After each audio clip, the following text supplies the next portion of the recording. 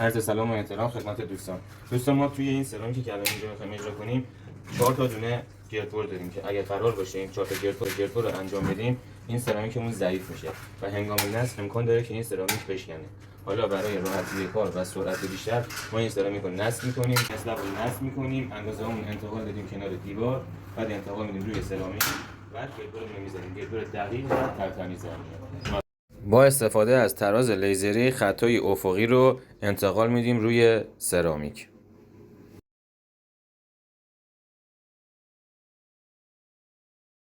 با استفاده از متر اندازه های عمودی رو هم روی سرامیکمون انتقال میدیم. و در آخر با استفاده از درل گردبرمون رو انجام میدیم. امیدوارم که این پست براتون مفید باشه.